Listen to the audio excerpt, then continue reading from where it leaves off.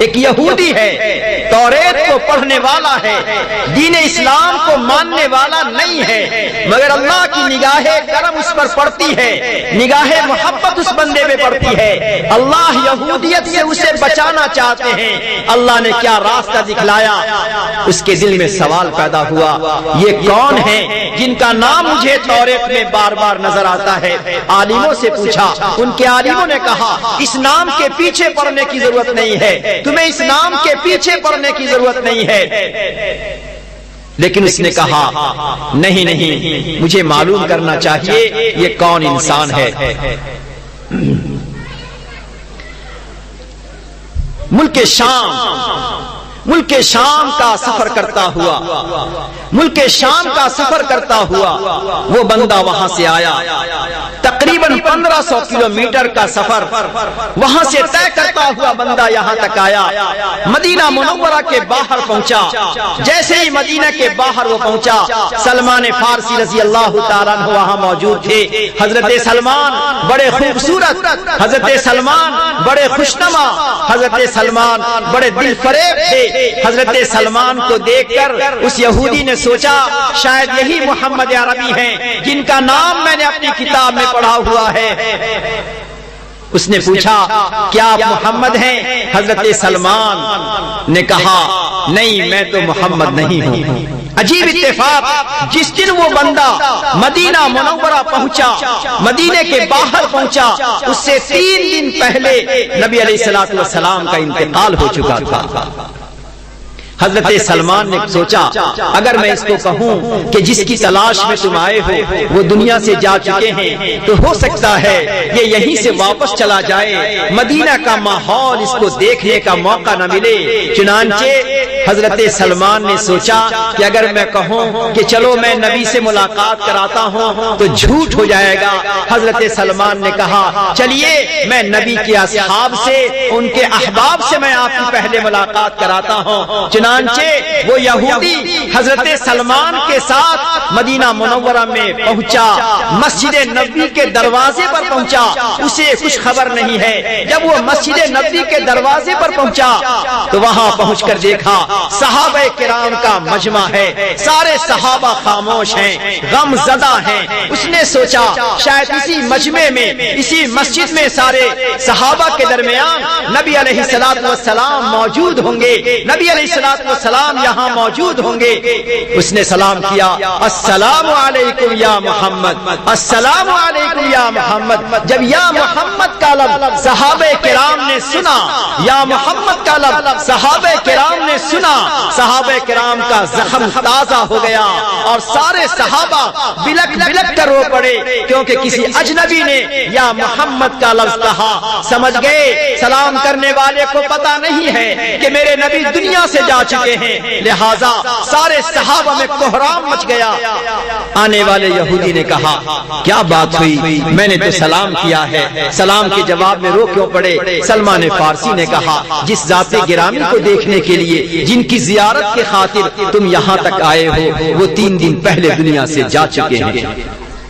سلمان فارسی رضی اللہ تعالیٰ عنہ، سلمان فارسی رضی اللہ تعالیٰ عنہ سے اس نے کہا اچھا اگر وہ نبی دنیا سے جا چکے ہیں تو کم سے کم میں اتنا چاہتا ہوں کہ جو لباس وہ پہنتے تھے میں اس لباس کی زیارت کر جاؤں، جو قمیص وہ پہنتے تھے اس قمیص کی میں زیارت کر لوں۔ حضرت سلمان فارسی رضی اللہ تعالیٰ عنہ نے حضرت فاطمہ کے مکان پہ کسی کو بھیجا اور یہ کہا کہ نبی علیہ السلام کا انتقال جس قمیص میں ہوا وہ قمیص دیجئے تاکہ ایک آنے والے مسافر کی زیارت ہو سکے۔ حضرت فاطمہ رضی اللہ تعالیٰ عنہ نے وہ قمیص عطا کیا۔ وہ قمیص جب آئی ہے اس یہودی نے اپنے آنکھوں سے لگایا، پیشانی سے لگایا، اپنے ناک سے اسے سونگا اور سونگنے کے بعد بعد کہا اچھا مجھے تو ان کے قمیص کی زیارت ہو گئی، چلو ذرا ان کے قبر کی زیارت کرا دو۔ میرے دوستو، وہ انسان جو ملک شام میں بیٹھا ہوا ہے، جو توریت کا ماننے والا، توریت کا پڑھنے والا، دین اسلام سے مخالفت رکھنے والا، مگر اللہ کی نگاہ محبت اس پہ بڑی ہے، اللہ نے شان کریمی کا مظاہرہ کیا ہے، اس بندے کو وہاں سے اللہ نے چلایا، یہاں پہنچ کر کفنی کو اپنے اوپر رکھا اور حضرت سلمان اور حضرت علی کے ساتھ وہ نبی علیہ الصلوۃ والسلام کی قبر پہ گیا۔ وہاں جیسے پہنچا اس نے کہا اشہد ان لا الہ الا اللہ واشہد ان محمد رسول اللہ۔ یہ اس نے کہا اے میرے اللہ، میں آپ کے نبی کے زمانے میں ایمان تو نہ لا سکا، ان کی قبر پر، ان کی قدموں پر آ کر میں نے ایمان کو قبول کیا ہے۔ میرے مولا، میں نے اپنی آنکھوں سے نبی کو نہیں دیکھا، اب جب میں ان کی قبر پر آ کر ایمان لا چکا ہوں، میرے اللہ اس قبر کے پاس سے میں زندہ واپس نہیں جانا چاہتا، مجھے نبی کے قدموں میں موت عطا کر دے۔ چنانچہ حضرت علی کھڑے ہوئے ہیں، حضرت سلمان کھڑے ہوئے ہیں، وہیں دیکھا وہ یہودی جس نے کلمہ پڑھ لیا فوراً وہیں گرا اور وہیں اس کا انتقال ہو گیا۔ اللہ اکبر، جنت البقیع میں اسے دفن کیا گیا۔ میرے دوستوں، میں اس واقعے سے آپ کو بتانا چاہتا ہوں کہ جو اللہ کسی بندے پر نگاہ محبت ڈالتا ہے، شان کریمی سے جس بندے کو اللہ دیکھتا ہے، بت پرستی سے نکال کر، شرک سے نکال کر، یہودیت سے نکال کر، عیسائیت سے نکال کر، گمراہی سے نکال کر، رسم و رواج سے نکال کر، اللہ اسے اپنے راستے پہ چلا دیتے ہیں، دین کے راستے پہ چلا دیتے ہیں۔ اللہ کسی کا محتاج نہیں ہے۔ حضرت حسن بصری رحمت اللہ علیہ کا زمانہ ہے، ان کا ایک پڑوسی ہے جس پڑوسی کا نام شمعون ہے۔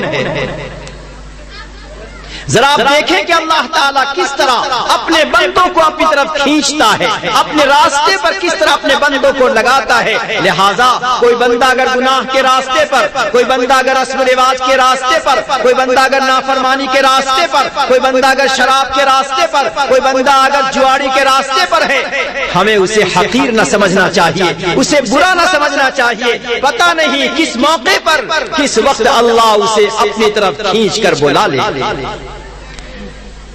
حضرت حسن بصری رحمت اللہ علیہ کو خیال آیا، ان کو خیال آیا کہ شمعون کا آخری وقت ہے، چلو ذرا اس کو کچھ نصیحت کریں۔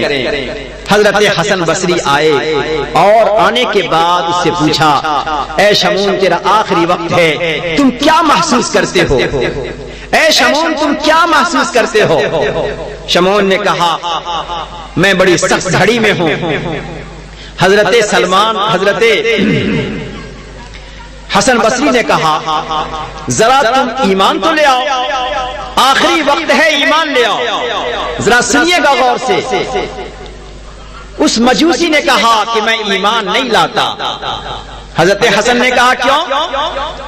کہا اس کی وجہ ہے، میں نے ایمان والوں میں 3 باتیں دیکھی ہیں، ان 3 باتوں کی وجہ سے میں ایمان قبول نہیں کرتا۔ حضرت سلمان نے کہا وہ کیا؟ اس بندے نے کہا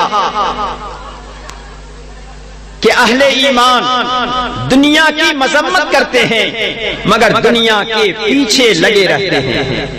اہل ایمان دنیا کی مذمت کرتے ہیں مگر دنیا کے پیچھے پڑے رہتے ہیں۔ اہل ایمان اللہ کے دیکھنے کے مشتاق ہوتے ہیں کہ میں ہی اللہ کو دیکھوں گا، مجھے ہی اللہ کی زیارت نصیب ہوگی، مجھے ہی اللہ کی زیارت نصیب ہوگی، اور وہ اللہ کے مرضی کے خلاف چلتے ہیں۔ ایک طرف دعویٰ کہ ہم اپنے اللہ کو دیکھیں گے، اللہ کا دیدار نصیب ہوگا، اور دوسری طرف ان کا عمل اس کے خلاف، اور تیسری بات موت کا تذکرہ کرتے ہیں مگر موت سے ڈرتے نہیں ہیں۔ حضرت سلمان نے، حضرت حسن بصری نے کہا اچھے تمہاری یہ بات صحیح ہے، مگر کچھ بھی ہو وہ تو اہل ایمان ہے، کچھ بھی ہو وہ تو اہل ایمان ہے۔ اچھا تم ہمیشہ آگ کی پوجا کرتے رہے، تم ہمیشہ آگ کی پوجا کرتے رہے، چلو اگر آگ تجھے بچاتی ہے تو اس کا ابھی ہم اور آپ امتحان کر لیتے ہیں۔ سامنے آگ جل رہی تھی، حضرت حسن بصری نے اپنا ہاتھ اس آگ میں رکھا اور آگ سے کچھ بھی اثر نہ ہوا۔ حضرت حسن بصری کو ذرہ برابر کوئی تکلیف نہ ہوئی، تھوڑا حصہ بھی نہ جلا۔ حضرت حسن نے کہا تم اپنا ہاتھ اس آگ میں رکھو جس آگ میں تم 70 سال کی عبادت کرتے رہے۔ وہ شمعون گھبرا گیا، اس نے کہا نہیں میں تو ہاتھ کو نہیں رکھ سکتا۔ حضرت سلمہ حضرت حسن نے کہا پھر تم ایمان کیوں نہیں لاتے؟ اس بندے نے کہا میں ایمان کیسے لاؤں؟ 70 سال کا زمانہ گزر گیا، میں 70 سال تک اللہ کی نافرمانی کرتا رہا، بت پرستی میں آگ پرستی میں لگا رہا۔ اب اگر 70 سال کے بعد مرنے سے پہلے اگر میں ایمان لے آتا ہوں تو اس ایمان سے میرا کیا فائدہ ہوگا؟ کیا مجھے اللہ اپنا لے گا؟ کیا اللہ میری مغفرت کر دے گا؟ کیا اللہ مجھے مسلمان کا مقام عطا کر دے گا؟ حضرت حسن بصری نے کہا میں ضمانت لیتا ہوں، میں ضمانت لیتا ہوں اگر تم نے کلمہ کو پڑھ لیا تو کلمے کے پڑھنے پر اللہ تعالیٰ تجھے قبول فرما لیں گے۔ اس نے کہا کیا آپ لکھ کر دے سکتے ہیں؟ حضرت حسن نے کہا ہاں میں لکھ کر دے سکتا ہوں، میں ایک معاہدہ لکھ دیتا ہوں، میں ایک کاغذ لکھ دیتا ہوں، اگر تم نے اس حال میں کلمہ کو پڑھ لیا اللہ تعالیٰ تیرے کلمہ کے پڑھنے کو قبول کرے گا اور تجھے جنت اللہ عطا کرے گا۔ حضرت حسن سے اس نے کہا اچھا آپ کے اس شہر میں جو صالحین ہیں کیا صالحین اس پر دستخط کریں گے؟ حضرت حسن نے کہا ہاں میں دستخط بھی کرا سکتا ہوں۔ چنانچہ کاغذ لکھا اور کاغذ پہ لکھا کہ اگر اس بندے نے ایمان قبول کر لیا اللہ معاف بھی کرے گا، جنت بھی دے گا۔ حضرت حسن نے سائن کیا ہے، صالحین نے سائن کیا ہے۔ چند لمحوں کے بعد اس نے کلمہ پڑھا اور کلمہ پڑھنے کے بعد اس بندے کا انتقال ہو گیا۔ میرے دوستو یہ شمعون جو 70 سال تک آگ کی پوجا کرتا رہا ایک غلط راستے پر لگا ہوا تھا، اللہ رب العزت نے کسی صالح بندے کو بھیج کر، مقرب بندے کو بھیج کر، اس کے سامنے ہدایت کی باتوں کو رکھوا کر اللہ نے اس کے اوپر اپنی نگاہ محبت کو ظاہر کیا ہے۔ اخیر وقت میں اس نے کلمہ پڑھا، انتقال ہو گیا۔ انتقال کے بعد حسن بصری رحمت اللہ علیہ نے اس کاغذ کو اس کے کفن کے ساتھ ڈلوا دیا، اس کی قبر میں ڈلوا دیا، مگر ڈرتے رہے کہ یا اللہ میں نے اپنی طرف سے ایک ضمانت لکھوا دی، کیا حشر ہوگا؟ چنانچہ رات میں سوئے حسن بصری رحمت اللہ علیہ نے اس جوان بندے کو دیکھا، اس جوان بندے کو دیکھا جنت میں ٹہل رہا ہے، خوشنما خوبصورت لباس پہنا ہوا ہے۔ حضرت حسن نے پوچھا بندہ کیا ہوا؟ کہا اللہ تعالیٰ نے اخیر وقت میں دستگیری فرمائی، اللہ نے اخیر وقت میں ہماری حفاظت فرمائی، اسی کلمہ کے پڑھنے پر اور چند نیکیوں کے کرنے پر اللہ نے مجھے معاف کر دیا۔ یہ تم نے جو کاغذ لکھا تھا یہ کاغذ واپس لے لو۔ حضرت حسن فرماتے ہیں میں جب صبح اٹھا ہوں تو میرے ہاتھ کے پاس وہ کاغذ رکھا ہوا تھا۔ میرے جوان دوستو میں اللہ کا واسطہ دے کر، میں نبی کا واسطہ دے کر، میں قرآن کا واسطہ دے کر میں آپ حضرات سے کہنا چاہتا ہوں کہ اللہ کے جو بندے اپنی پچھلی زندگی سے، اپنے پچھلے طور طریق سے، اپنے پچھلے راستے سے توبہ کرتا ہے، کسی کے سمجھانے پر، کسی کے کہنے پر، اللہ کی ہدایت دینے پر، اللہ کے بندے جب پچھلے راستوں سے توبہ کرتا ہے، پچھلے راستوں کو چھوڑتا ہے، دین کے راستوں کو اختیار کرتا ہے، اللہ کے نبی کے راستوں کو اختیار کرتا ہے، اللہ اسے ضائع نہیں کرتے۔ 70 سال کا مجوسی جسے اللہ نے قبول فرما لیا، وہ 70 سال کا یہودی جو ہمیشہ توریت پڑھتا تھا جسے اللہ تعالیٰ نے قبول فرما لیا۔ آج اہل ایمان اپنے دل میں ایمان کا نور رکھنے والے، اپنے دل میں اللہ کی محبت کو رکھنے والے، اپنے دل میں اللہ کے نام کو بسانے والے، اپنے دل میں نبی کے نام کو بسانے والے اگر گناہوں سے توبہ کریں گے، رسم و رواج سے توبہ کریں گے، خرافات سے توبہ کریں گے، پچھلی زندگی سے توبہ کریں گے، اللہ ان کی حفاظت ضرور فرمائے گا، اللہ ان کی مغفرت ضرور کرے گا، اللہ ان کو اپنا ضرور بنائے گا۔ اللہ رب العزت کس طرح اپنے بندوں کو اپنی طرف کھینچتے ہیں۔ ایک انسان پہلا زمانہ اس کا بڑا عجیب سا تھا، پھر اچانک اس کی زندگی میں تبدیلی آئی، ایک انقلاب آیا اور وہ انسان دیکھتے دیکھتے نورانی شکل بن گیا۔ بادشاہ کے محل کے نیچے سے گزر رہا تھا. بادشاہ کی نگاہ پڑی تو بادشاہ نے اوپر سے اسے آواز دی اور بادشاہ نے کہا ذرا ٹھہرو, تم اوپر آ جاؤ. تو اس بندے نے کہا میں اوپر کیسے آؤں؟ کہا ٹھہرو. اس نے اوپر سے کمند ڈالا, وزیر سے کہا کہ نیچے کمند ڈالو, اور اس بندے سے کہا اس میں بیٹھ جاؤ. وہ بندہ اس کمند میں بیٹھا.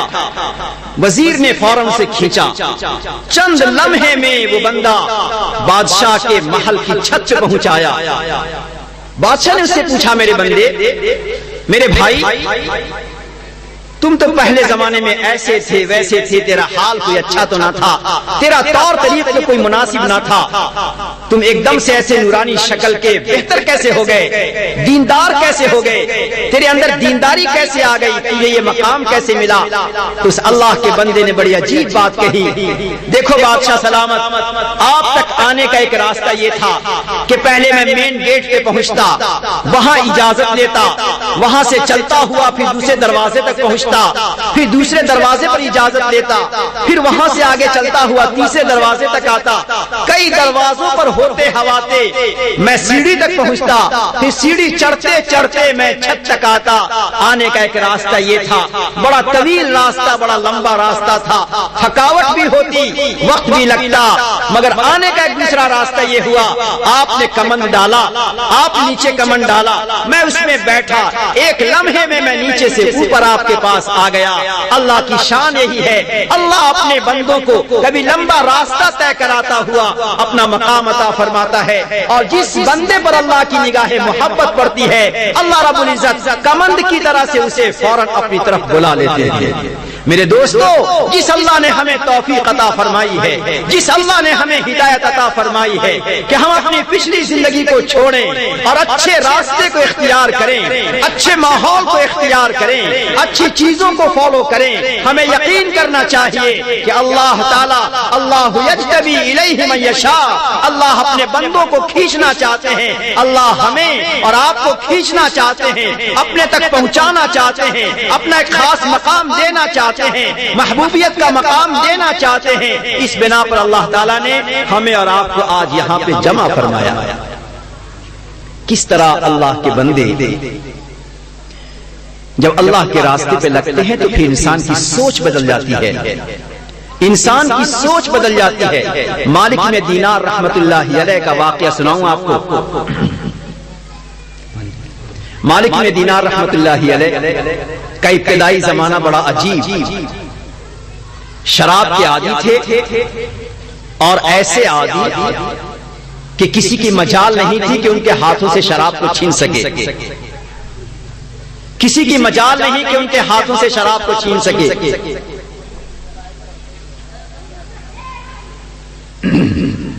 ان کی ایک چھوٹی سی بچی تھی, اگر وہ بچی کبھی گود میں آ جاتی, شراب کے پیالے کو چھین کر پھینک دیتی تو مالک بن دینار کچھ نہ بولتے, مالک بن دینار کچھ نہ بولتے. اتفاق سے اس بچی کا انتقال ہو گیا. دیکھو میرے جوان دوستو, اللہ تعالیٰ کس طرح اپنے بندے کو اپنی طرف کھینچتے ہیں, بلاتے ہیں. مالک بن دینار رحمت اللہ علیہ کی بچی کا انتقال ہو گیا, بڑا غم ہوا, بہت رنجیدہ ہوئے, اس بچی سے بے پناہ محبت تھی. مالک بن دینار رحمت اللہ علیہ خواب دیکھا, محشر کا میدان ہے, اس محشر کے میدان میں میرے پیچھے پیچھے ایک بڑا خطرناک بہت زبردست ایک سانپ میرا پیچھا کرتا ہے. مالک بن دینار رحمت اللہ علیہ دوڑے, بھاگے, کسی طرح اپنے آپ کو بچائیں. جیسے وہ تیز بھاگتے ہیں, سانپ بھی ان کے پیچھے پیچھے بھاگتا ہے. آگے بڑھے, دیکھا ایک بوڑھا انسان, اس سے کہا ذرا مجھے بچا لو, ذرا مجھے بچا لو, یہ سانپ میرا پیچھا کرتا ہے. اس بوڑھے کمزور انسان نے کہا اے مالک, میں تجھے اس سانپ سے نہیں بچا سکتا, فلاں طرف جاؤ. دوسری طرف دوڑتے ہوئے گئے, دیکھا بڑی خطرناک کھائی ہے. تیسری طرف دوڑتے ہوئے گئے, ایک محل نظر آیا, وہاں چھوٹی چھوٹی بچیاں, چھوٹے چھوٹے بچے موجود تھے. ان میں سے ایک بچی دوڑی ہوئی آئی، پہچان گئے مالک بن دینار کہ یہ تو میری بچی ہے۔ وہ بچی دوڑی ہوئی آئی اور اس بچی نے سانپ کی طرف اشارہ کیا، اے سانپ یہ میرے والد ہیں، یہ میرے باپ ہیں، ہٹ جا یہاں سے۔ جیسے اس بچی نے اشارہ کیا وہ سانپ فوراً وہاں سے ہٹ گیا، چلا گیا، واپس ہو گیا۔ مالک بن دینار نے ٹھنڈی سانس لی اور کہا بیٹی یہ کیا ماجرا ہے، بیٹی یہ کیا معاملہ ہے، یہ کون سا سانپ تھا؟ مالک بن دینار کی بیٹی نے کہا ابو دنیا میں جو آپ کے گناہ ہیں، دنیا میں جو کچھ آپ نے گناہ کیا ہے وہی گناہ یہاں پہ سانپ کی شکل میں آیا ہوا ہے، وہی گناہ یہاں پہ سانپ کی شکل میں آیا ہے اور آپ کو ڈسنا چاہتا ہے۔ مالک بن دینار نے کہا مجھے کیا کرنا چاہیے؟ بیٹی نے نصیحت کی میرے ابو اگر آپ اس سانپ سے بچنا چاہتے ہیں، عذاب جہنم سے بچنا چاہتے ہیں، مصیبت سے بچنا چاہتے ہیں، گناہوں سے توبہ کر لیجئے، اللہ کے اپنے ہو جائیے۔ اللہ رب العزت کو مالک بن دینار کو اپنانا تھا، اپنی طرف بلانا تھا، اپنی طرف کھینچنا تھا۔ اللہ تعالیٰ نے خواب کے ذریعے سے مالک بن دینار کو توبے کا موقع دے دیا، توبے کے لیے اللہ تعالیٰ نے قبول فرما لیا۔ اب سنیے جب انسان پچھلی زندگی سے تائب ہوتا ہے، پچھلے طور طریقے کو چھوڑتا ہے، اللہ اس کی سوچ کو بدل دیتے ہیں، اس کے انداز کو بدل دیتے ہیں۔ مالک بن دینار رحمت اللہ علیہ بازار سے گزر رہے تھے، شہر کا سب سے بڑا امیر انسان، اس کی باندی جو حسن و جمال میں بے مثال، وہ باندی اپنے پورے حسن و جمال کے ساتھ سڑکوں سے گزر رہی تھی۔ مالک بن دینار خستہ حالت، پرانا لباس، پھٹے چٹے کپڑے میں جا کر کھڑے ہو گئے اور کھڑے ہونے کے بعد اس باندی کے سامنے لے جانے والے سے کہا کیا اس باندی کو بیچو گے؟ کیا اس باندی کو بیچو گے؟ ساتھ چلنے والے حیران و پریشان، ساتھ چلنے والے حیران و پریشان، ارے یہ پھٹیچر انسان، یہ غریب انسان ایسے امیر انسان کی باندی کو خریدنا چاہتا ہے۔ مارے ناز کی وہ باندی بھی ہنس پڑی، مذاق اڑانے لگی، ارے ہاں بڑے میاں کیا مجھے خریدنا چاہتے ہو؟ کیا مجھے خریدنا چاہتے ہو؟ مالک بن دینار نے فرمایا کہ ہاں میں خریدنا چاہتا ہوں۔ اس باندی نے ناز میں آ کر کہا کتنے میں خریدو گے مجھے؟ مالک بن دینار نے کہا کھجور کی 2 گٹھلی کے بدلے، کھجور کی 2 گٹھلی کے بدلے خریدنا چاہتا ہوں۔ اب تو ساتھ چلنے والے ٹھٹھا کرنے لگے، مذاق اڑانے لگے، ہنس ہنس کے پریشان ہونے لگے، یہ کہاں سے مجنو آ گیا جو اتنی شاندار اور خوبصورت باندی کو 2 گٹھلی کے بدلے خریدنا چاہتا ہے۔ ان کا قافلہ آگے بڑھا، تھوڑی دیر کے بعد امیر کے ہاں پہنچا۔ اس باندی نے اتراتے ہوئے اپنے مالک سے کہا ارے مالک آج تو ایک لطیفہ پیش آیا، ایک بندہ آج میرا خریدار نکلا، اس شہر میں ایک ہی بندہ میرا خریدار نکلا جو 2 گٹھلی کے بدلے مجھے خریدنا چاہتا ہے۔ مالک نے کہا اچھا بلاؤ ذرا اسے۔ مالک بن دینار رحمت اللہ علیہ کو بلایا گیا۔ مالک بن دینار سے پوچھا تم نے میری باندی کو خریدنا چاہا؟ کہا ہاں میں خریدنا چاہتا ہوں، کیا قیمت ہے؟ 2 گٹھلی اس کی قیمت ہے۔ اس کے آقا نے کہا تم نے 2 گٹھلی قیمت لگائی، تم نے 2 گٹھلی قیمت لگائی؟ تو مالک بن دینار نے کہا 2 گٹھلی قیمت بھی زیادہ ہے، کھجور کے 2 دانے نہیں بلکہ کھجور کے دانے میں جو گٹھلی ہوتی ہے وہ 2 گٹھلی بھی زائد قیمت ہے۔ مالک حیران ہوا کیسے کہتے ہو؟ مالک بن دینار نے فرمایا اے بادشاہ، اے مالک، جس باندی کی میں قیمت لگا رہا ہوں اگر وہ باندی غسل نہ کرے، اگر وہ باندی غسل نہ کرے تو بدن سے بدبو پھوٹ پڑے، اگر بالوں میں کنگھا نہ کرے تو بالوں میں جوئیں آنے لگے، اگر مسواک نہ کرے تو اس کے منہ سے بدبو پھوٹنے لگے، اگر کھائے پیے تو پاخانہ پیشاب کے بغیر اسے چارہ کار نہیں ہے، اگر وہ کپڑے نہ بدلے تو کپڑے گندے ہو جائیں۔ تو مالک بن دینار سے اس بندے نے کہا ارے کوئی بھی باندی ہوگی اس میں یہ بات تو ضرور ہوگی، کوئی بھی باندی ہوگی اس میں یہ بات تو ضرور ہوگی، کیا کوئی ایسی باندی ہے کہ اگر کنگھا نہ کرے تو اس کے بال کے حسن میں فرق نہ آئے، اگر مسواک نہ کرے تو اس کے منہ کے اندر کوئی بدبو پیدا نہ ہو، اگر غسل نہ کرے تو اس کے بدن سے بدبو نہ پھوٹے، اگر کپڑا نہ بدلے تو اس کا کپڑا گندا نہ ہو؟ کیا ایسی کوئی باندی ہے؟ مالک بن دینار نے فرمایا ہاں ہاں باندی ہے، اور اس باندی کا میں نے معاہدہ کیا ہوا ہے، اس باندی کا ہم نے بیعنامہ کیا ہوا ہے۔ آقا نے کہا وہ کیسی باندی ہے، کہاں رہتی ہے؟ مالک بن دینار نے فرمایا یہ وہ باندی ہے جو جنت میں ہے، جسے حور کہا جاتا ہے، اس حور باندی کو ہم نے خریدا ہوا ہے۔ مالک نے کہا اچھا میں اگر خریدنا چاہتا ہوں تو کس طرح خریدوں؟ مالک بن دینار نے فرمایا ایسی باندی کو خریدنا چاہتے ہو، رات کے سناٹے میں 2 رکعت تہجد اگر پڑھو گے تو 2 رکعت تہجد کے بدلے میں اللہ تعالیٰ تجھے وہ باندی عطا فرما دیں گے۔ آپ دیکھیے ذرا اس باندی کے آقا نے کہا اچھا تب تو میں دھوکے میں پڑا ہوا تھا، آج سے میں بھی اس باندی کو آزاد کرتا ہوں،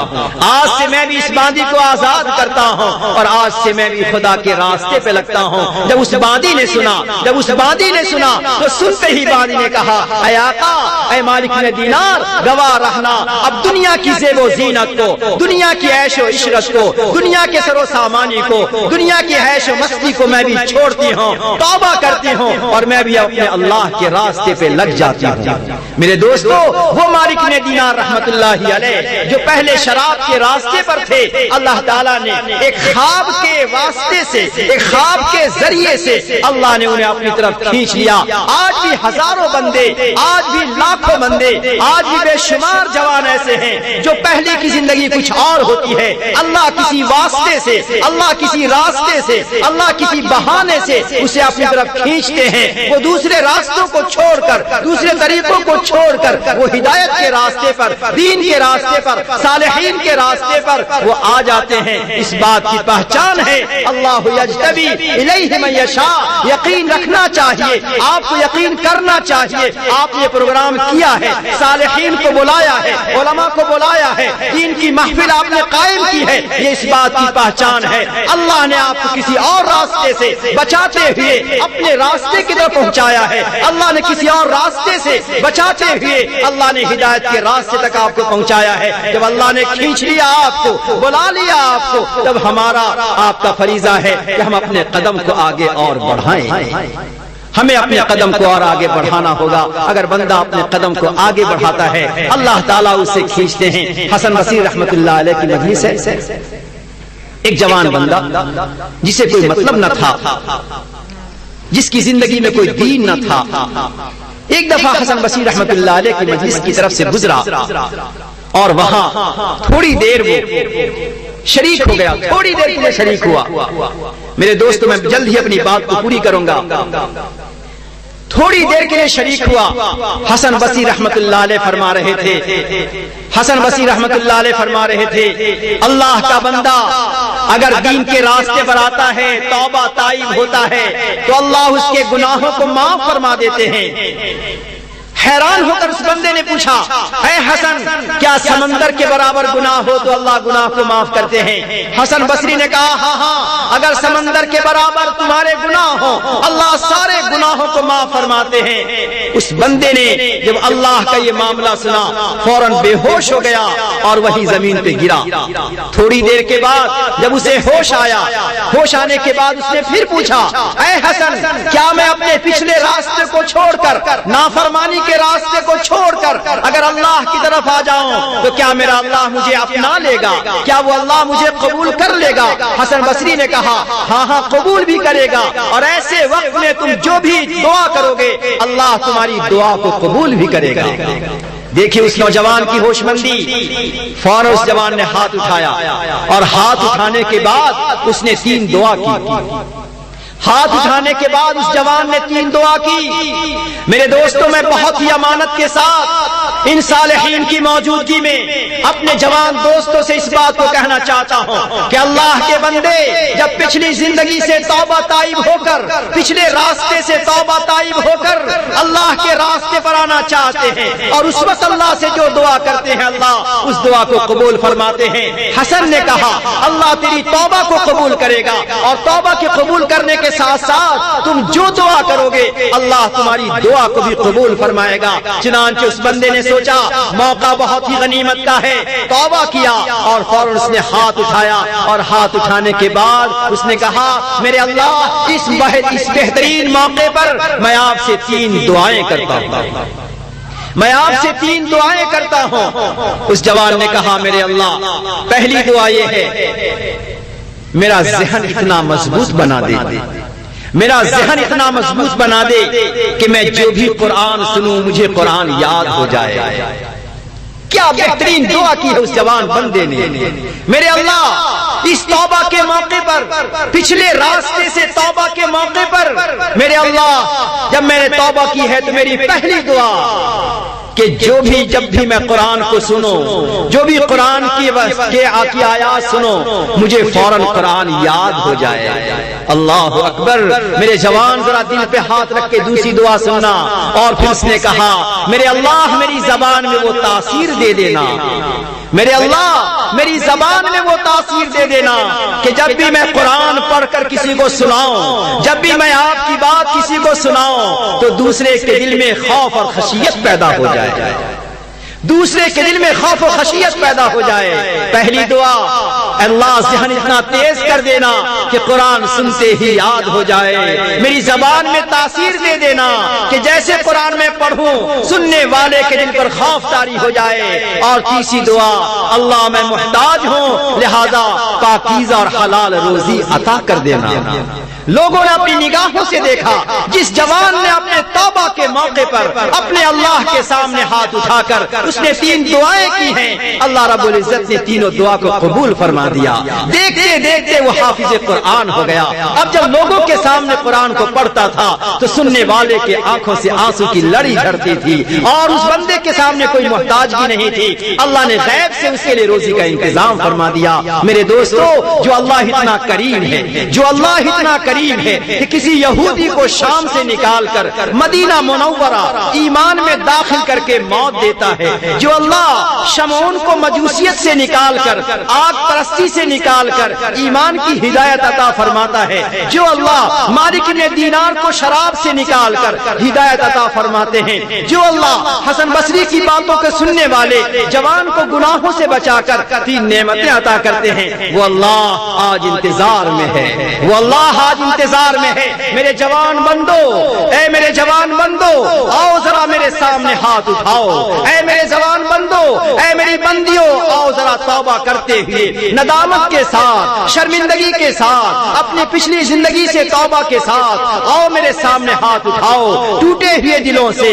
آنکھوں کے آنسوؤں کے ساتھ میرے سامنے مانگو۔ اگر میں نے بصرہ میں رہنے والے اس جوان کی 3 دعا کو قبول کیا تھا، اے میرے جوان بندو تم یہاں پہ بیٹھے ہو، پچھلے گناہوں سے توبہ کرنے بیٹھے ہو، ہم تمہارے 3 نہیں 30 دعاؤں کو ضرور قبول فرمائیں گے۔ اس لیے میرے دوستو، اللہ رب العزت نے ہمیں بڑا عجیب اور بہترین موقع عطا فرمایا ہے۔ آخری بات میں آپ کو سنانا چاہتا ہوں، ذرا دل کے کانوں سے سنیے گا، اور جو حضرات ٹیک لگا کے بیٹھے ہوئے ہیں وہ ذرا اپنے ٹیک کو چھوڑ دیں، یقیناً بہت دیر سے بیٹھے ہیں۔ اللہ رب العزت کس طرح اپنے بندوں کو اپناتے ہیں، اپنے بندوں کو اللہ تعالیٰ اپنا بناتے ہیں۔ حسن بصری رحمت اللہ علیہ کا زمانہ ہے، حسن بصری رحمت اللہ علیہ کا زمانہ ہے۔ ایک جوان عورت جو بہت ہی حسن و جمال کی پیکر ہے، جوانی کے عالم میں اس کے شوہر کا انتقال ہو گیا، جوانی کے عالم میں اس کے شوہر کا انتقال ہو گیا۔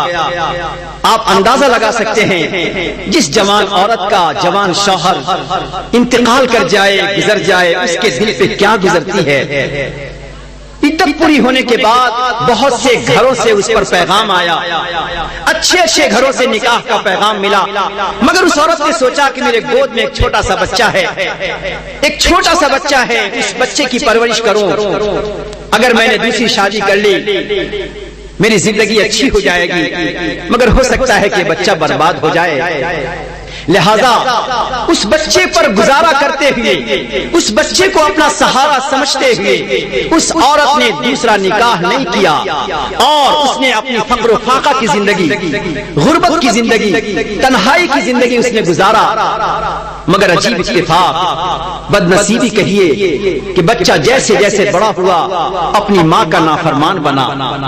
جس ماں نے اپنی جوانی کو بچے کے لیے قربان کیا، جس ماں نے فقر و فاقہ، غربت، بھوک و پیاس کو بچے کے لیے برداشت کیا، آج وہی بچہ اپنی ماں کا نافرمان بنا ہوا ہے۔